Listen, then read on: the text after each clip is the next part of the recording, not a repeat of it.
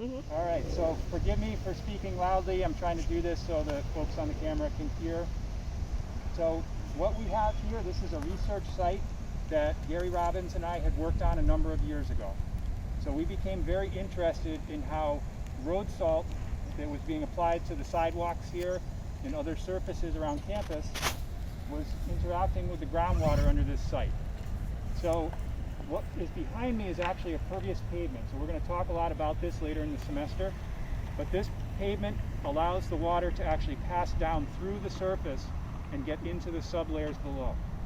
So Gary was very concerned that I'm polluting his groundwater with salt. And I told him we're trying to preserve the surface water. So we're trying to infiltrate as much water as possible, trying to replicate the natural hydrologic cycle. So we were giving each other academic trouble together, all in good fun, but it was kind of a serious question. So we decided to do this research project to get at this very question. So I'll talk more about the findings at a later point, but one thing I just wanted to mention to you while we're here is this is kind of what you do. If you're interested in these topics, this is the kind of work that you could do as a graduate student. So we had 2 master's students who actually worked on this project with us and got their master's degrees as part of their program studying this stuff. And we actually published research on it. So if this kind of thing is interesting to you, I just wanted to let you know that this is kind of how this works. I was a first generation college student, so I really didn't have any idea how this stuff worked going into it.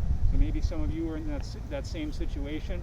But it can be a nice way to further your education if you're interested in this area, and you can actually get paid to do it. So we have research money that we've had available, and we funded a student to work with us. All right? So I just wanted to give you that little side story while we're here talking about this. So we have a number of wells that we installed around this site that go down into that shallow groundwater table. So that overburdened soil above the bedrock where the soil is saturated at some level. All right? So it's a very small diameter well. And what we're going to do here is check the water level in several of these wells so that you guys can do that 3-point problem. All right, so I'm going to check the level in the first one. I did check the provide just to make sure we had some water in here because it's been so dry. So this little device here will make a noise when it contacts the surface of the water.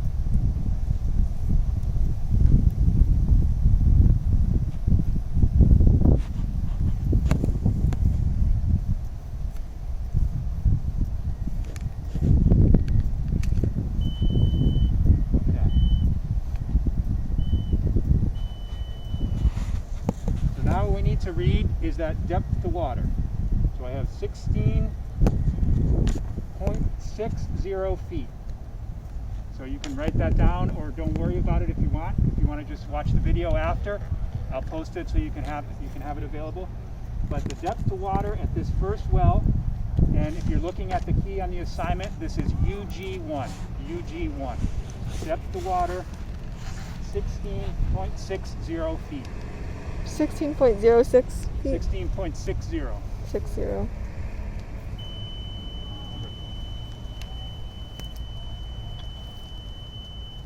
don't need to keep that on. So, if we have a depth to water, what else do we need to know to get an actual water table elevation in like feet above mean sea level, for example? So we need to know some reference point of where sea level is here, or something in the landscape that tells us what the elevation is, right? So on the front of your homework assignment, there's a little table that has the elevation of the well casing, all right, in feet.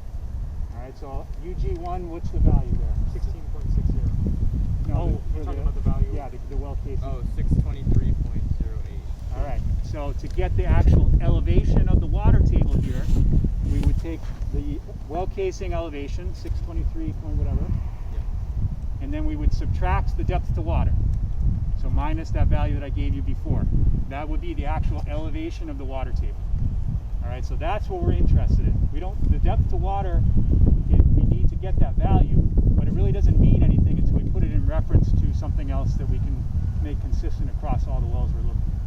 That make sense? Yeah. Okay. that's it for this one. How deep do these go down? So that well is actually only about 6 inches deeper than that water, Okay. standing water. Wow. So we got lucky that there was actually a little bit of water in here. Good question. Yeah, this about 17 feet here. This is probably the deepest one. Okay. So they don't go real deep. That's good. You can stop that.